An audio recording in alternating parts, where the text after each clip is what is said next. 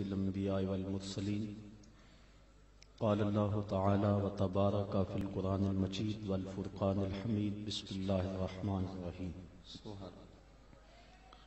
یا ایھا الذین آمنوا کتب علیکم الصیام کما کتب علی الذین من قبلکم لعلکم تتقون آمنت باللہ صدق اللہ مولانا العظیم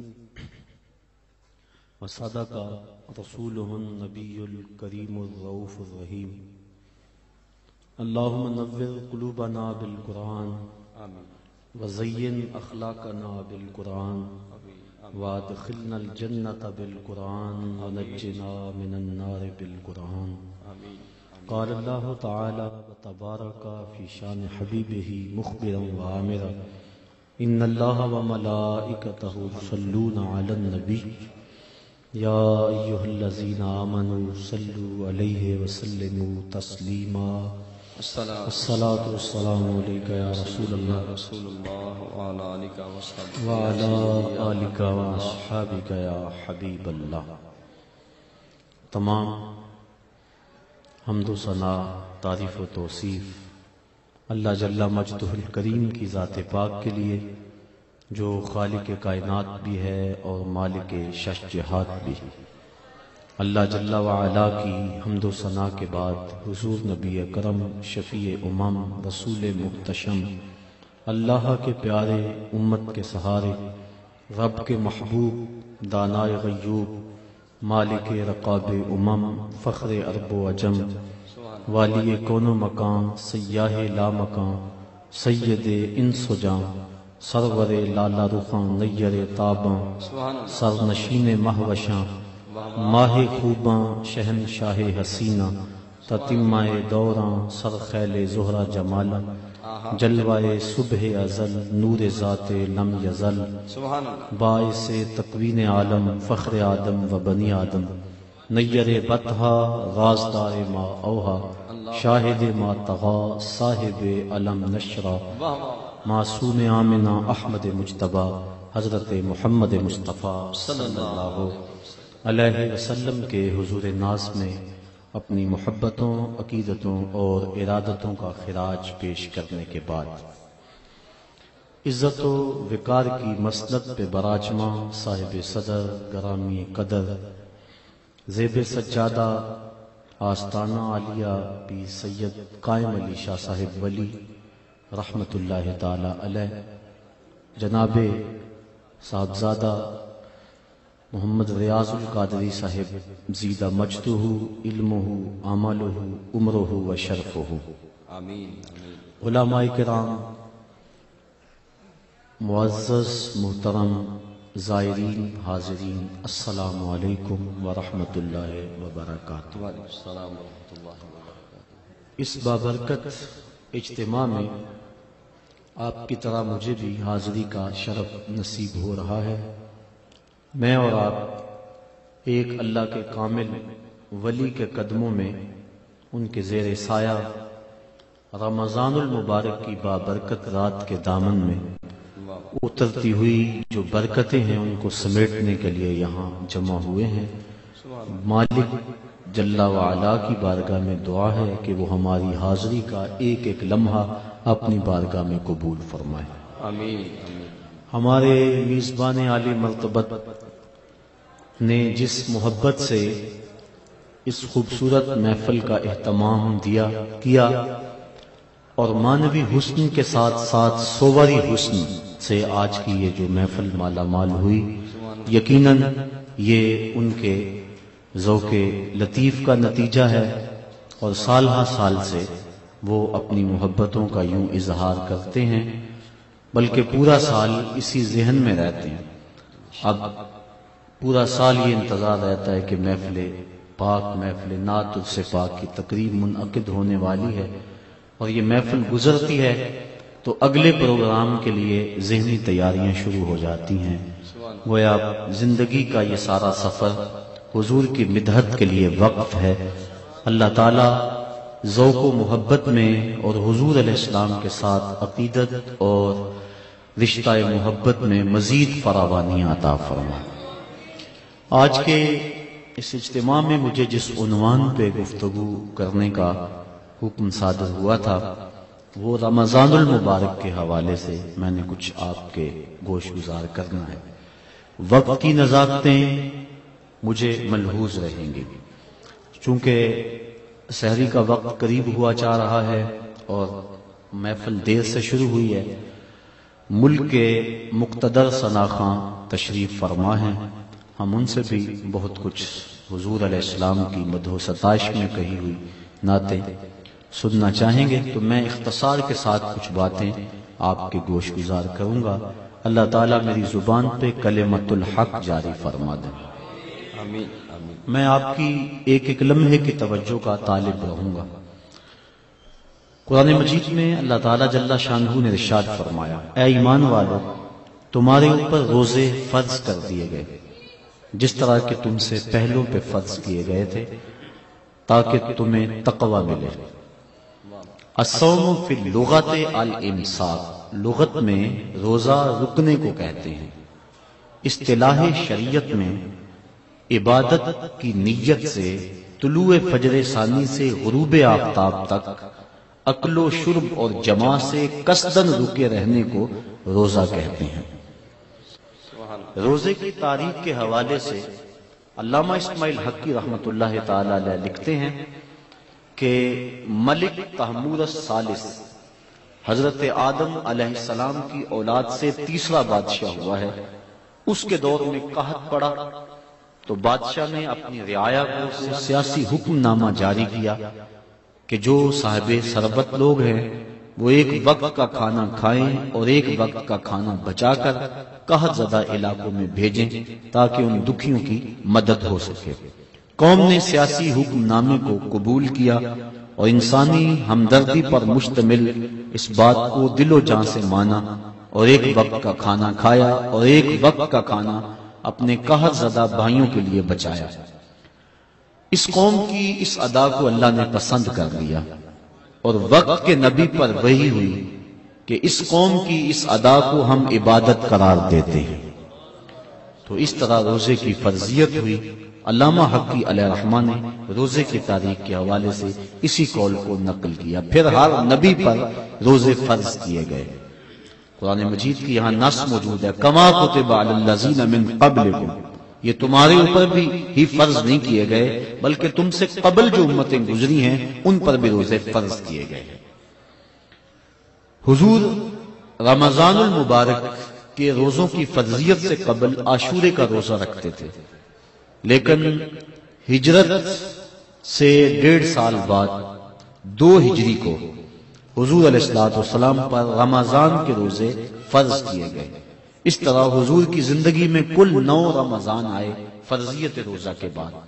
ان میں سے 7 رمضان 29 کے تھے اور 2 رمضان 30 کے تھے، اور یہ بات ذہن نشین رہے کہ زیادہ تر رمضان 29 کا ہوتا ہے، اور یہ بھی ساتھ ساتھ ذہن نشین رہے کہ روزے 29 ہوں یا 30 اللہ پورے 30 کا ثواب عطا فرماتا ہے۔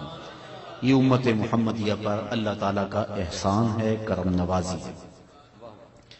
روزہ فرض کیوں کیا گیا؟ کیا وجہ تھی کہ مسلسل 1 مہینہ بھوکا اور پیاسا رہنے کا حکم صادر ہوا؟ مالک نے کس طرح چاہ لیا کہ میرا بندہ بھوکا بھی رہے اور پیاسا بھی رہے؟ جو 70 ماؤں سے زیادہ پیار کرتا ہے اور ایک ماں گوارا نہیں کرتی کہ میرا بیٹا بھوکا رہے، وہ سارے کام چھوڑ کے پہلی فرصت میں دودھ دیتی ہے۔ بیٹے کے لیے ماں جن جن مراحل سے گزرتی ہے وہ کسی سے مخفی نہیں۔ بیٹے کی تعلیم کے لیے زیور بیچنا پڑے تو ماں اس سے بھی گریز نہیں کرتی۔ وہ کیا کسی شاعر نے کہا تھا کہ شہر میں آ کر پڑھنے والوں بھول گئے ہو کس کی ماں نے کتنا زیور بیچا ہے۔ بیٹے کے لیے اس کا پیٹ پالنے کے لیے کسی کے گھر کے برتن مانجنے پڑے تو ماں اس سے بھی گریز نہیں کرتی۔ اللہ نے اس کے سینے میں وہ تڑپتی ہوئی ممتا رکھی، وہ محبتوں کے امڑتے ہوئے جذبات رکھے۔ میں کہا کرتا ہوں آج کوئی شے ڈھونڈنے نکلو تو شاید ہی کوئی چیز خالص ملے، لیکن ماں کا پیار آج بھی خالص ہے، ماں کا پیار آج بھی کھرا اور سچا ہے۔ اس کے سینے میں مالک نے محبت ہی اتنی رکھ دی ہے کہ جس کو دنیا کے کسی ترازو پہ تولا نہیں جا سکتا۔ وہ ایک شاعر ہوا تابش، اس نے ماں کی محبت کو چند لفظوں میں بیان کیا. وہ کہتا ہے مدت ہوئی میری ماں نہیں سوئی تابش، مدت ہوئی میری ماں نہیں سوئی تابش، میں نے ایک بار کہا تھا مجھے رات کو ڈر لگتا ہے. کہا بچپن میں میرے منہ سے نکلا تھا امی مجھے رات کو ڈر لگتا ہے، میں اب بوڑھا بھی ہو گیا ہوں، میری ماں اسی خیال میں رہتی ہے کہ میرے بیٹے کو کہیں ڈر نہ لگ رہا ہو. یہ ماں کی محبت ہے، یہ ماں کا پیار ہے. ماں کا نعم البدل کیا، ماں کا تو بدل بھی موجود نہیں ہے. علامہ اقبال کی جب والدہ انتقال کر گئی تھی تو ان دنوں کے اندر وہ دیار غیر میں تھے، تو انہوں نے ایک طویل مرثیہ لکھا جو آج بھی کلیات اقبال کی زینت ہے. اس کا عنوان ہے والدہ مرحومہ کی یاد میں. اس میں کہتے ہیں آہ وطن میں ہوگا اب کس کو میرا انتظار، کون میرا خط نہ آنے سے رہے گا بے قرار، آرزو لے کر تیری خاک مرکت پہ آؤں گا، اب دعائے نیم شب میں کس کو میں یاد آؤں گا، کون پچھلے پہر اٹھ کے دعا کرے گا. استاد سے بھی تو کہنا پڑتا ہے نا حضور دعاؤں میں یاد رکھنا، شیخ سے بھی عرض کرنا پڑتا ہے اپنی دودھ دودھ راتوں میں مجھے نہیں بھولنا، حاجی کو معتمر کو عرض کرنا پڑتا ہے سین حرم میں مسجد نبوی کی بہاروں میں مجھے یاد رکھنا ہے. کبھی ماں کو بھی کہنا پڑا امی دعا کرنا. ماں کے ہاتھ اٹھے رہتے ہیں، اور یہ بات ذہن نشین کر لیں جب ماں کے ہاتھ اٹھ جائیں تو اجابت کے سارے دروازے کھل جاتے ہیں. اور یہ نہیں ہے کہ ماں رابعہ بصریہ ہو تو پھر ہی دعا قبول ہوتی ہے. اپلے تھاپتی ہوئی ماں گوبر سے بھرے ہوئے ہاتھ بھی اٹھا دے، اللہ کے عرش کو جنبش دینے کے لیے وہ ہاتھ بھی کافی ہوتے ہیں. ماں جب بولتی ہے تو اس کے لہجے میں جبریل بولتا ہے، اور جب ماں مسکراتی ہے لگتا ہے جنت کی ساری کلیاں چٹکنے لگی ہیں. ماں کے لہجے میں اتنی مٹھاس ہے ساری دنیا کا شہد نچوڑ دیا جائے اتنی مٹھاس پیدا نہیں ہوتی جتنی ماں کے لہجے میں مٹھاس مالک نے رکھ دی. وہ خورشید گیلانی نے لکھا تھا ماں کے عنوان سے، وہ کہتا ہے 5 اسٹار ہوٹلوں میں کھانا کھانے میں وہ لطف نہیں ملتا جو چولہے پر بیٹھ کر ماں کے ہاتھ کی پکی ہوئی چپاتیاں کھانے میں مزہ آتا ہے. عالی جناب حضرت صاحب بڑے بڑے اعلیٰ القاب سننے سے وہ حاضر وہ لطف نہیں ملتا جو ماں کی زبان سے اوے ببلو نکلنے سے لطف آتا ہے. ماں کا سینہ محبتوں کا خزینہ ہے، اور ماں کے سینے کے اندر مالک نے اتنا پیار رکھ دیا ہے کہ جس کا دنیا پر نعم البدل کیا بدل بھی نہیں ہے. غور کیجئے ماں کے سینے میں اتنا پیار کیوں ہے؟ اس لیے کہ اس نے بیٹے کو جنم دیا ہے. میں آپ کی توجہ چاہوں گا، ماں نے بیٹے کو جنم دیا ہے، اتنا پیار ہے کہ دنیا کے کسی ترازو پہ نہیں تولا جا سکتا. جس نے جنم دیا ہے اس کو اتنا پیار ہے، اور جس نے خلق کیا ہے اس کو کتنا پیار ہوگا. جس نے جنم دیا ہے اس کو اتنی محبت ہے، جس نے تخلیق کیا ہے اس کو کتنا پیار ہوگا. اس لیے کہا نا یا ایھا الانسان ما غرک بربک الکریم الذی خلقک فسواک فعدلک فی ای صورت ما شاء رکبک. انسان اس رب کو بھول گیا ہے. یا ایھا الانسان ما غرک بربک الکریم، تجھے کس نے مغرور کر دیا ہے؟ دولت نے؟ وہ تو 4 دن کی کہانی ہے. حسن نے؟ وہ تو ڈھلتا سایہ ہے. جوانی میں؟ وہ تو جانے والی چیز ہے. وہ چیز تو بتا، اس کا نام تو زبان پہ لا جس نے تجھے کریم رب سے غافل کر دیا. الذی خلقک، جس نے تجھے پیدا کیا. کتنا بڑا احسان ہے. اور پھر تجھے اعضاء کو توازن دیا، تجھے چلنے کا سلیقہ دیا. تیری زبان میں گوشت کا لوتھڑا تھا، بولنے کا طریقہ نہیں تھا. اس نے تیری زبان کو بولنے کا سلیقہ سکھایا. آج تیرا طوطی بولتا ہے. لفظ تیری زبان اور تیرے انداز سے ادا ہوتے ہیں. تیرے ہاتھوں میں طاقت ہے. آج تو ہاتھیوں کو نچا لیتا ہے، شیروں کو بٹھا لیتا ہے، ستاروں پہ کمندیں تو ڈالتا ہے، مریخ پہ سفر کی تیاریاں تو کر رہا ہے، چاند کی دھرتی پہ زمین پہ تو نے قدم رکھ دیا ہے. انسان ذرا غور تو کر، تو تھا کیا؟ ذرا ماضی کی طرف پلٹ کر کے دیکھ. چل ماضی کو نہیں دیکھنا تو مستقبل کو ہی دیکھ لے. ایک وقت پھر آئے گا، پھر لاٹھی تیرے ہاتھ میں ہوگی، پھر لاٹھی بھی جواب دے جائے گی، پھر چارپائی پہ لگ جائے گا، جسم کی پوری قوت صرف کر کے ایک گلاس پانی کا مانگے گا. اور اس وقت تو زندگی سے تنگ آ جائے گا، گھر والے بھی تنگ آ جائیں گے. اب ہم تمہیں اگر موت نہ دیتے بتا تو کیا کرتا؟ فَأَمَاتَهُ فَأَقْبَرَهُ، ہم نے زندگی دی یہ بھی ہمارا احسان، اور ہم نے موت دی یہ بھی ہمارا احسان. تو ڈاکٹر کو کہتا لگا زہر کا ٹیکہ، سارے تنگ تھے تیرے سے، سارے کہتے تھے اللہ بابے کو پردہ دے دے تو اچھی بات، لیکن تجھے پردہ بھی نہ ملتا، تجھے موت بھی نہ آتی، تو بتا کیا کرتا؟ ہم نے زندگی دی یہ بھی احسان کیا، فَأَمَاتَهُ، اور موت دی یہ بھی احسان کیا۔ اچھا کتا بھی تو مرا تھا، گھسیٹ کے روڑی پہ ڈال دیا، جانور بھی تو مرے تھے، گھسیٹ کے روڑی پہ ڈال دیا، تجھے بھی اگر روڑی پہ ڈال دیا جاتا تو کیا کر سکتا تھا؟ تو تو مردہ تھا، بے حس تھا، کیا کر سکتا تھا؟ لیکن ہم نے کہا نہیں، ہم نے وفا نبھائی تیرے ساتھ۔ کہا اسے غسل دو، اس کے سند سند پہ خوشبو ملو، اس کو چٹے لباس میں کفن دے دو، اور اس کو پھر 4 آدمی اٹھائیں، اور کہا تیز نہ چلنا، میرے شاہکار کو کہیں جھٹکا نہ لگے۔ اور پھر آج ہم نے تجھے تکریم دی، ہم نے تجھے عزت دی، امام کعبہ ہے وہ بھی پیچھے کھڑا ہے، تجھے آگے رکھ دیا۔ تو نے ہمارے ساتھ کیا کیا اور ہم نے تیرے ساتھ کیا کیا؟ ذرا ماضی کی طرف پلٹ کے دیکھ لے، تجھے پھر بھی شرم آئے گی، ذرا آگے جا کے دیکھے، تجھے پھر بھی شرم آئے گی۔ یا ایھا الانسان ما غرک بربک الکریم، بتا تجھے کس شے نے خدا سے غافل کر دیا۔ اور پھر اب بلا بھاگے ہوئے کبھی کوئی یوں آواز دیتا ہے؟ سکول سے بچہ بھاگ جائے تو اس کو پکڑا جائے تو اس کا سلوک اس کے ساتھ کیا کیا جاتا ہے؟ غلام بھاگ جائے تو اس کو کیسے آواز دی جاتی؟ جو بھاگا ہوا ہے اس کو آواز دے رہا ہے، یا ایھا الانسان، او بھاگے ہوئے انسان پلٹ آ۔ اور کہیں فرمایا قتل الانسان، یہ مر جانا انسان کتنا ناشکرا ہے۔ تو کیسی اس کی رحمتیں ہیں، بندے کو پکارا جا رہا ہے تو انسان اگر ماضی کی طرف دیکھ لے پھر بھی شرم سے پانی پانی ہو جائے، اور اگر آگے ذرا 2 قدم بڑھ کے دیکھ لے پھر بھی سے حیا آ جائے۔ کہا اس مالک کا در کیوں چھوڑ گیا ہے؟ اللہ ذی خالقہ کا، جس نے تجھے پیدا کیا۔ توجہ کیجئے، جس ماں نے جنم دیا وہ تو گوارا نہیں کرتی کہ میرا بیٹا بھوکا رہے، وہ تو گوارا نہیں کرتی، سارے کام چھوڑ کے پہلے دودھ دیتی ہے۔ بیٹے کے لیے کسی گھر کے برتن مانجنے پڑے اس سے بھی گریز نہیں کرتی۔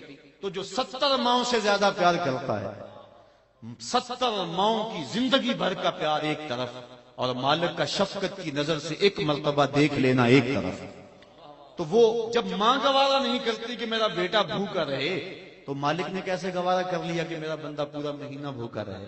آؤ پھر ماں کی گود میں آئے، ماں کی محبتوں بڑے گھنے چھاؤں میں آئے۔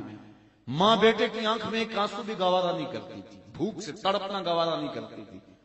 اب بیٹا ہو گیا بیمار، ڈاکٹر کے پاس اٹھا کے ماں بیٹے کو لے گئی، ڈاکٹر نے تشخیص کی، جو علاج تجویز کیا اس میں سیرپ کڑوا تھا، بیٹا پیتا نہیں تھا۔ ماں نے لٹا لیا زبردستی، منہ کھولا اور حلق میں کڑوا سیرپ ٹپکا رہی ہے، بیٹا چیخ رہا ہے، ماں جو حلق سے نیچے سیرپ اتر رہا ہے، اطمینان ہے اس کے چہرے پہ۔ کیا ماں صفاق ہو گئی ہے؟ نہیں۔ اس کی ممتا چھن گئی ہے؟ نہیں۔ اس کی محبت کے جذبات سرد ہو گئے؟ نہیں۔ کیا اس کا پیار رخصت ہو گیا؟ نہیں۔ وہ تو ایک آنسو بھی گوارا نہیں کرتی تھی، اور آج بیٹا رو رہا ہے اور ماں کے چہرے پہ اطمینان ہے۔ تو غور کریں گے، ماں جانتی ہے بیٹا نہیں جانتا، ماں سمجھتی ہے چند لمحوں کی تکلیف ہے لیکن نتیجہ شفا کی صورت میں ہوگا۔ اس لیے مالک بھی نہیں چاہتا کہ میرا بندہ بھوکا رہے، لیکن اس کے باوجود کیوں چاہ لیا؟ کہا لعلکم تتقون، میرے بندو تمہیں تقوی کا نور مل جائے گا، تمہیں تقوی کی دولت نصیب ہو جائے گی۔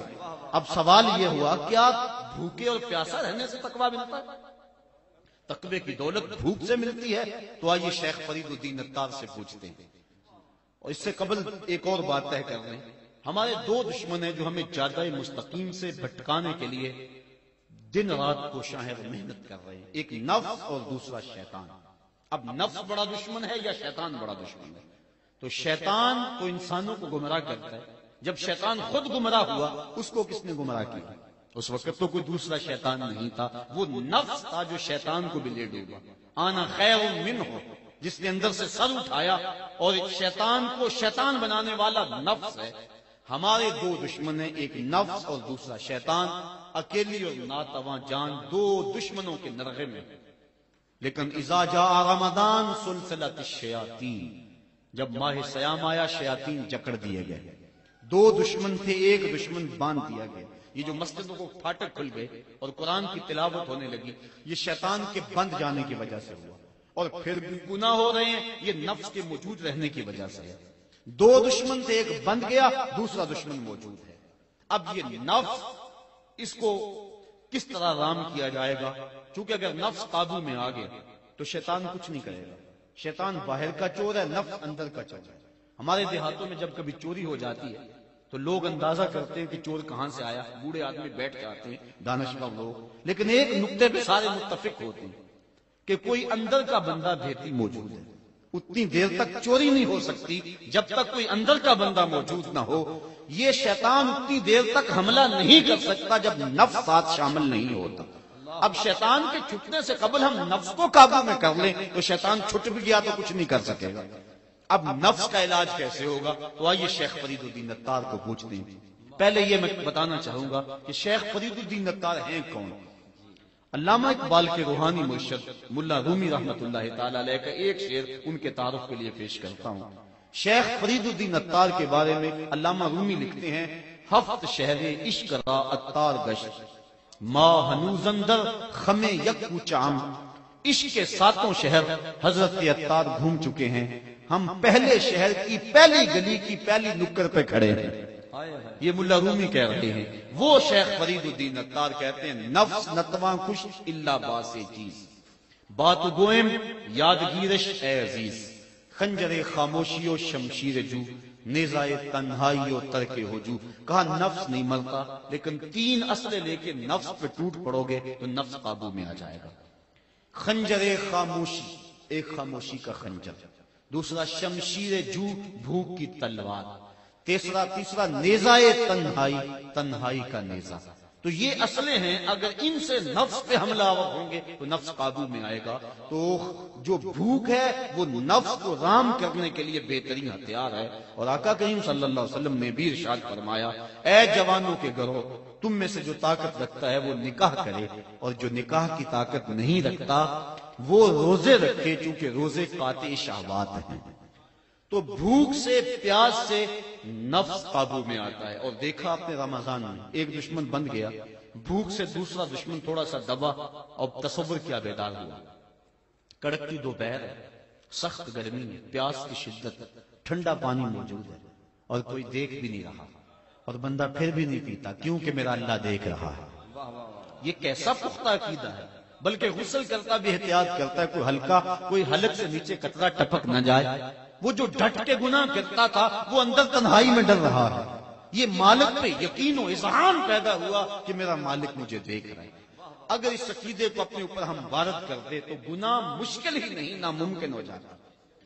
7 دروازے بند ہیں، تالے لگے ہوئے، بت کے اوپر بھی پردہ ڈال دیا.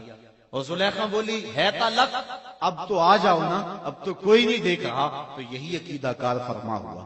تو حضرت یوسف علیہ السلام نے کہا: قال معاذ اللہ، اللہ کی پناہ، تو اپنے بت کے آگے پردہ ڈال لیا، اپنے خدا سے چھپ گئی. میرا خدا تو 7ویں کوٹڑی میں بھی دیکھ رہا ہے. اور پھر اتنی روشنیاں برسی کہ گناہ کا تصور بھی محال ہو گیا.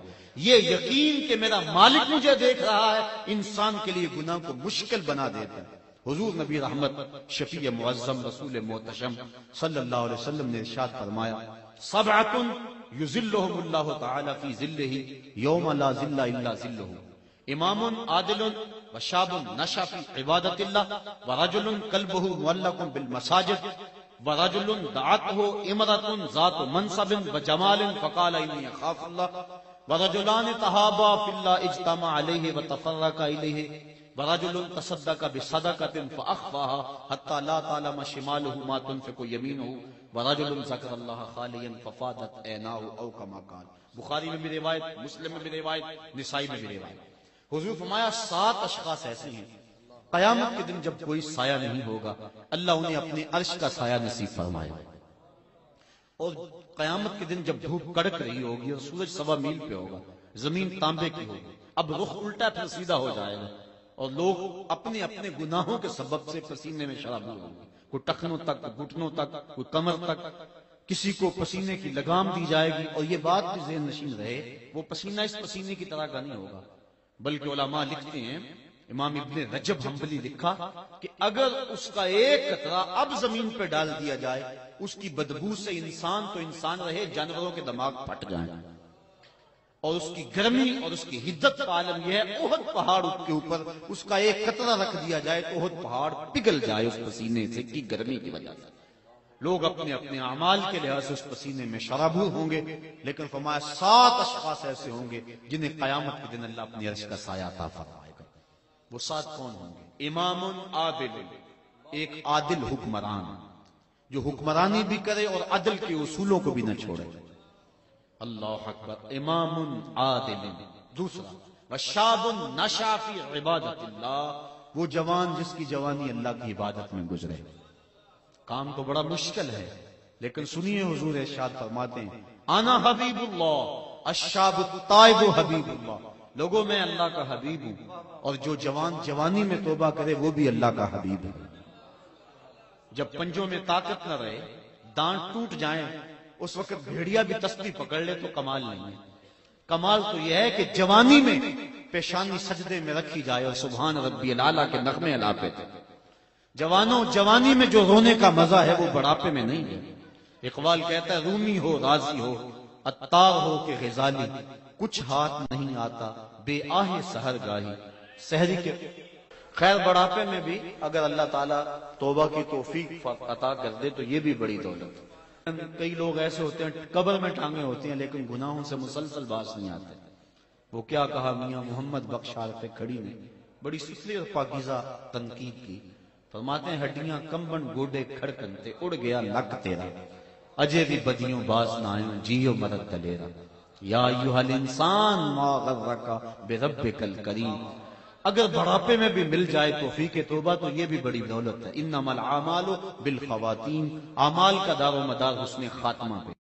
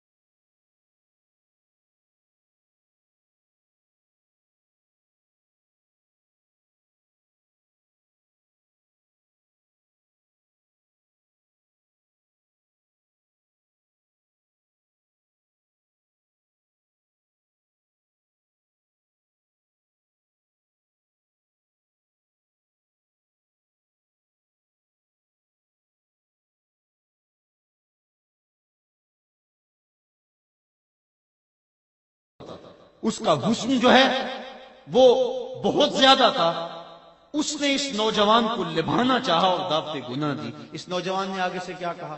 فقال انی اخاف اللہ، کہا تیری بات کیسے مانوں، مجھے اللہ سے ڈر لگتا ہے، میرا مالک مجھے دیکھ رہا ہے۔ یہ کہہ کے بچھتے ہوئے حسن کی پیشکش کو ٹھکرا دیا۔ حضور فرماتے ہیں جب قیامت کے دن کوئی سایہ نہیں ہوگا، قیامت کے دن اس شخص کو اللہ اپنی عرش کا سایہ نصیب فرمائے گا۔ یہ بات چھوٹی نہیں ہے۔ حضرت امام یافعی رحمت اللہ تعالی علیہ نے روض الریاحین کے اندر واقعہ بیان کیا ہے۔ ایک نوجوان کپڑے کی دکان پہ کام کرتا تھا اور تھا بڑا خوبصورت، تقوی کے نور سے بھی مالا مال تھا، اللہ کا ولی تھا۔ ایک عورت آئی، اس کا منمونا چہرہ دیکھا، فریفتہ ہو گئی، ضرورت سے زیادہ اس نے کپڑا خرید لیا، گٹھڑی بھاری ہو گئی، مال کے دکان سے کہا اس نوجوان کو کہو کہ میرے ساتھ یہ گھر میرا سامان چھوڑ آئے۔ دکاندار لالچ میں آ گیا، نوجوان کو ساتھ بھیج دیا۔ جب گھر داخل ہوئی، نوجوان اندر گیا، اس نے پیچھے سے دروازہ مقفل کر دیا، حیا سوز لباس بھی اتارا اور اس کو دعوت گناہ دینے لگی۔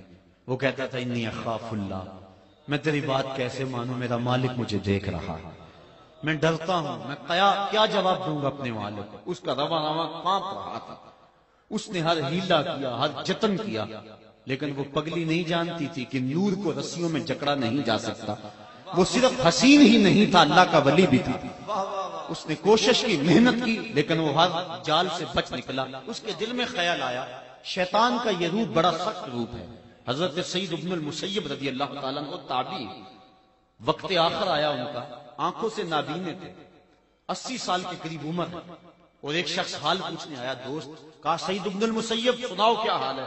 کہا اللہ کا شکر ہے، شیطان جس روپ میں مرضی آئے میرا کچھ نہیں بگاڑ سکتا، لیکن اگر اس عورت کے روپ میں آئے تو میں کچھ کہہ نہیں سکتا۔